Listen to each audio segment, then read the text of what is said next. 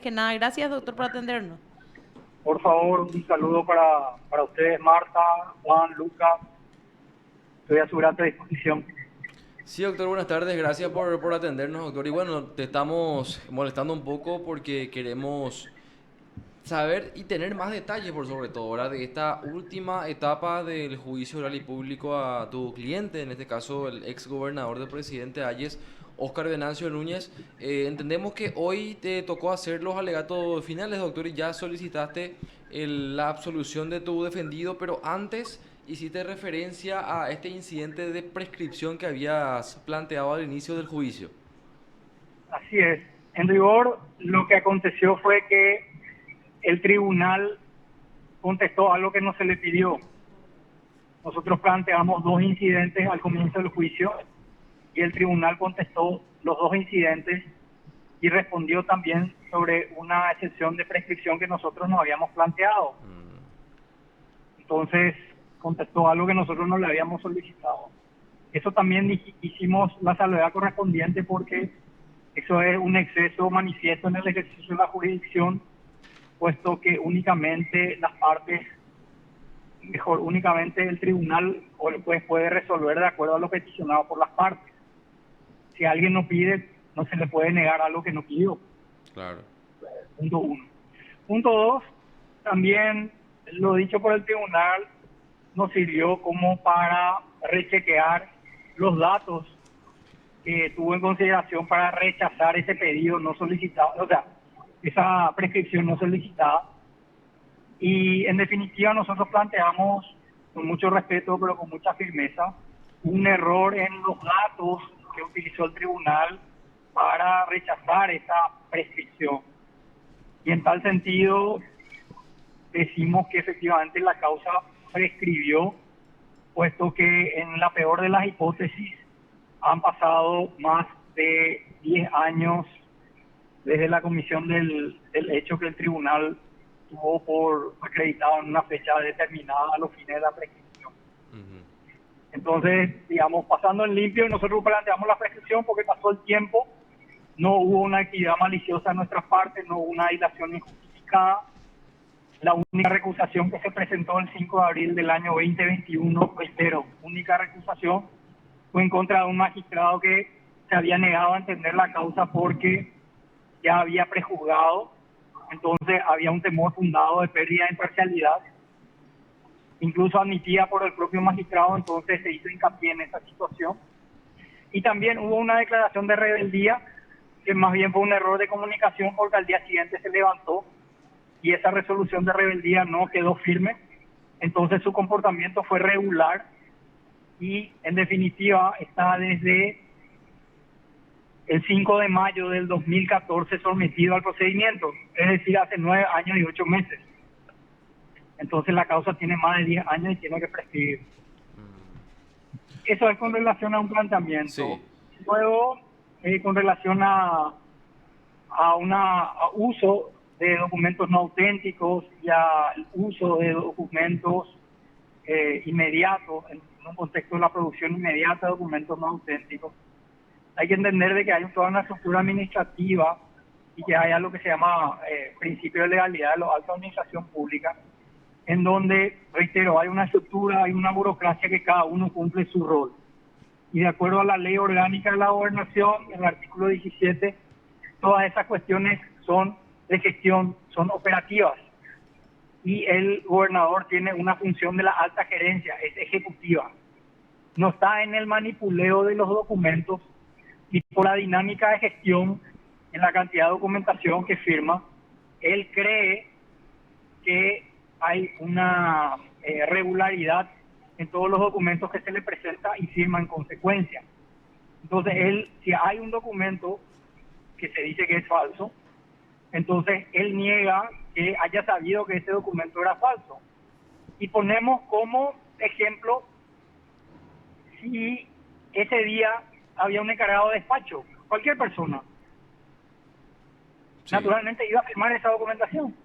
O sea, Y doctor, no, discúlpame que te interrumpa ahí. sí, O sea, ¿cómo no? Perdón. él niega que haya tenido el conocimiento de que esa documentación haya sido apócrifa, ¿verdad? Entiendo así, doctor, ¿es así? Efectivamente, ¿por qué? Porque todos los funcionarios que fueron a declarar manifestaron que los documentos tenían el respaldo documental, tanto de las órdenes de pago como de las facturas.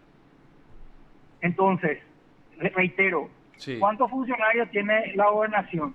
160 funcionarios nombrados, contratados, jornaleros. De acuerdo a la ley del presupuesto general de gastos del año 2011, hay 46 funcionarios nombrados entre gobernador, miembros de la Junta Departamental y el staff permanente. Y cada uno cumple su función.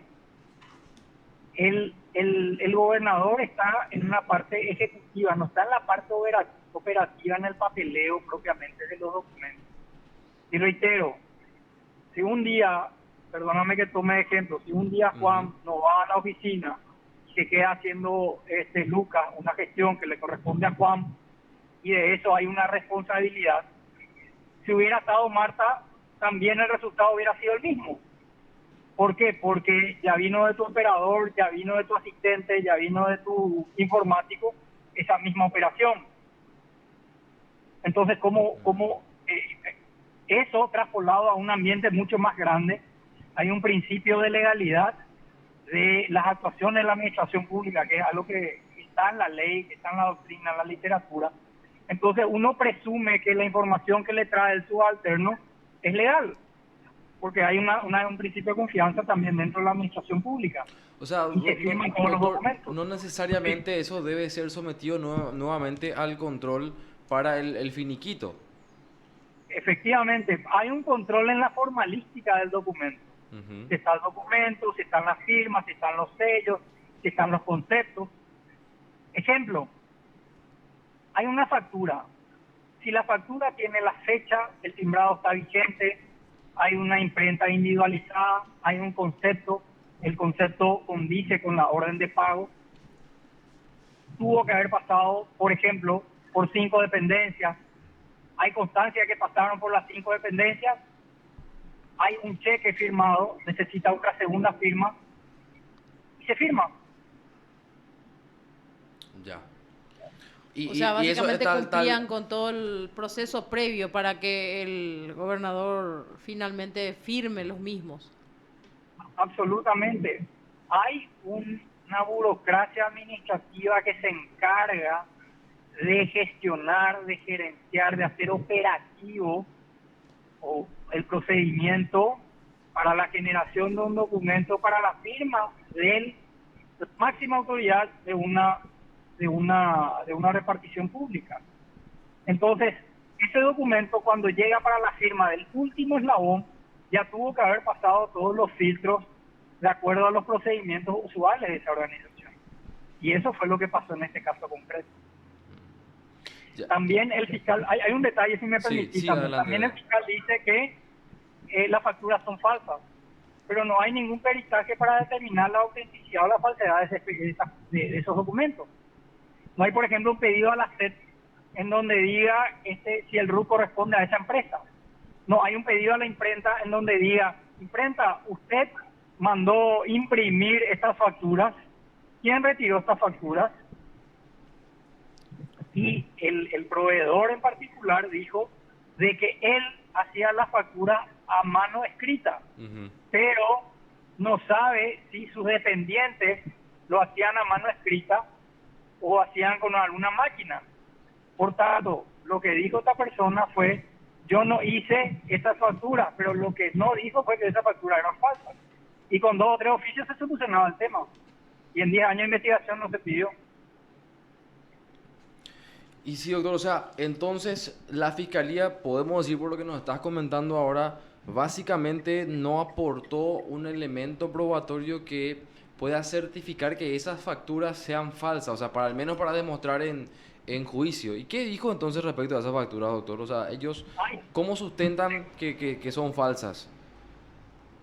Sustentan con testimonios parciales e incompletos de personas que fueron a juicio, declararon. Yo no digo que mintieron, pero por lo menos fueron bastante contradictorios en sus testimonios, porque este señor de esta empresa dijo, reitero, yo no hice esa factura, pero dijo, no sé si mis dependientes hicieron esa factura. Entonces, ¿por qué no se pidió un informe a la SED? ¿Por qué no se pidió un informe a la imprenta? No sabe. Vamos a suponer que esas facturas son falsas. Son falsas por duplicación, son falsas por alteración, y ahí empezamos la especulación. ¿Por qué? Porque no hay un peritaje para determinar eso y un informe de Hacienda, por ejemplo, o de tributación con relación al timbrado de esa factura. Ya, o sea, dentro del expediente, entonces, doctores, está muy difícil probar que esas facturas son falsas. Esto es un gigante de pies de barro, pura esencia sin sustancia. El Ministerio Público empezó sus alegatos diciendo que hubo un perjuicio de 39.000 millones de guaraníes. Atención, 39.000 millones de guaraníes en 5 años de Oscar Núñez. Eso dijo en febrero.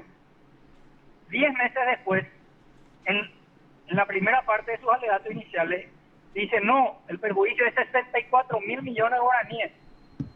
Y después dice, no, el perjuicio es 60.000 millones de guaraníes porque dice acá una suma recta. Es decir, en 10 meses pasó de 39.000 a 60.000 millones de guaraníes. Son 20.000 millones y monedas de diferencia en 10 meses. Mucha plata. O sea, ni siquiera sabe de cuánto estamos hablando. Eso está grabado, eso es chequeable, eso es verificable.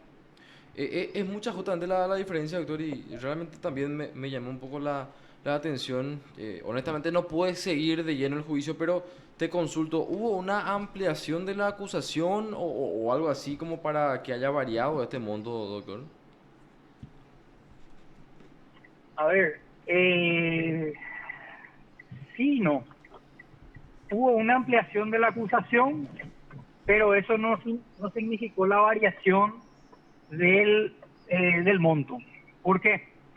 La ampliación de la acusación fue con relación a un hecho que se llama administración del provecho propio. Sí. Básicamente, ¿qué significa?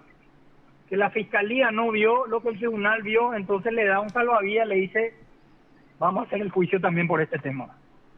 ¿Se entiende? Sí. Entonces, lo que la fiscalía hizo al comienzo, acá hay un perjuicio patrimonial, dice, ok. Ese perjuicio patrimonial al comienzo yo dije que era 39.000, por el camino digo que son 64.000, pero al final son 60.000 millones de guaraníes. ¿Cómo se explica esa variación? Se explica porque no hubo un peritaje contable para saber la existencia y la cuantía del perjuicio patrimonial. Estamos hablando de un hecho no convencional, ¿sí? En donde el juzgamiento está a cargo de un tribunal especializado. Sí. O sea, esto no es una regla de 3 simples, sumar, restar, dividir y ya tener el número. Por algo es especializado. Y la fiscalía no explica por qué en febrero dijo una cifra y en diciembre dijo otra cifra y hay 20.000 millones de guaraníes de diferencia. ¿Y por qué no? ¿Por qué esa oscilación? ¿Por qué esa duda? Porque no hay un peritaje para determinar la cuantía, la existencia y la cuantía del perjuicio patrimonial. No saben.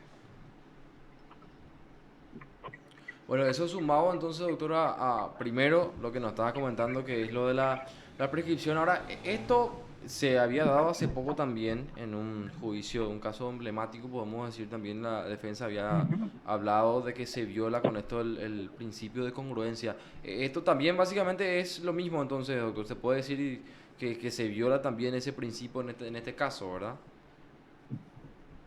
Es incongruencia, es indefensión, porque a juicio no vamos para investigar, sino a probar lo investigado. Reitero, Sí. En 10 meses ampliaron a 20.000 millones de guaraníes, en razón de 2.000 millones de guaraníes por mes, mucha plata es la mitad del presupuesto de la gobernación del año 2011, de 21.000, no, es el 95% del presupuesto de la gobernación en el 2011, de 21.000 millones de guaraníes. O sea, ¿cómo podemos ser tan alegres en cambiar sin ningún tipo de justificación Y eso se explica, es una pregunta retórica, eso se explica. ¿Por qué? Porque no hay un peritaje para saber la existencia y cuantía del perjuicio patrimonial. Podemos estar hasta las 10 de la noche y usted me va a decir, no, son 5, yo te voy a decir 10, tu compañero me va a decir 15, me va a decir no tanto. Y sumamos y restamos entre nosotros, pasamos hasta las 10 de la noche. Pero no hay alguien que sea de acuerdo a las ciencias contables, un perito contable con la disciplina forense, a través de un método, de una analítica, de un proceso riguroso, determinar esto es así y esto no es así. Entonces vamos pimponeando con los números. En ningún Puede momento... ser 10 millones. Sí. Sí, en ningún momento se presentó una pericia entonces, doctor, ni al principio Cero. con la acusación. Cero. El único peritaje es un peritaje contable, peritaje documental, digo bien, que no tiene que ver con Oscar Núñez. Cero. Doctor, ¿y qué crees que podría resolver el tribunal? Te consulto porque estamos hablando de un caso emblemático sin duda alguna, ¿verdad? Un caso de presunta corrupción pública. Ya el juicio está llegando a su etapa final.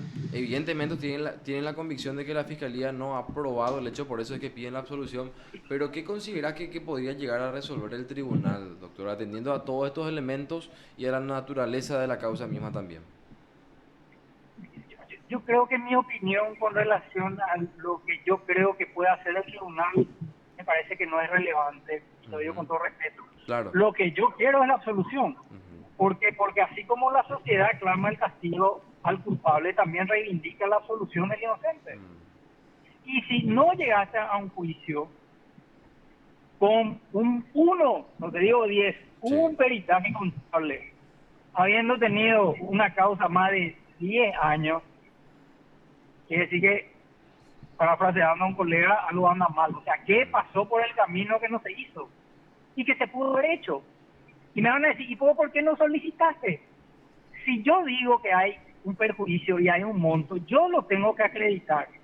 O sea, es la Fiscalía la que tiene la carga de la prueba. Yo no puedo acreditar un hecho negativo, Es así. un hecho que no existe. Ellos son los que tienen que acreditar el hecho que afirman, es decir, la existencia del perjuicio. Totalmente. Doctor, ¿y tu cliente va a prestar declaración? Él ya prestó declaración. Lo que hay en estos casos son unas palabras finales. Las palabras finales. Sí, naturalmente. Claro que sí. Así como prestó declaración, contestó las preguntas del tribunal y explicó todos los casos que pueden, o sea, todos los detalles que tenían su conocimiento con relación a su situación como gobernador. El juicio estaría culminando ya esta semana, ¿verdad, doctor? Entiendo que ahora incluso están todavía en un receso o por hoy ya terminaron. Sí. Ahí ahora continúa una pequeña parte, pero mañana a las 9 está marcado el cierre, digamos. Ya mañana el tribunal va a dictar su sentencia, se puede decir, doctor. Estamos convocados a las 9 de la mañana para ese fin. Ya, perfecto. Marta, Juan. No, nada, yo creo que fue bastante claro. De hecho, te explicó absolutamente todos los detalles de este juicio del que ya vamos a tener que estar atentos entonces en cuanto a la decisión de este tribunal. Doctor, muchísimas gracias por explicarnos un poquito cuál es el estadio de este proceso, que entre paréntesis, como dice usted, me imagino está consciente, está dentro de la mira y del interés ciudadano. Pero bueno, nuevamente, gracias por dispensarnos estos minutos. Al contrario, muchísimas gracias a usted y a la grata disposición siempre. Gracias, doctor. Adiós, señor. Usted está escuchando PDS.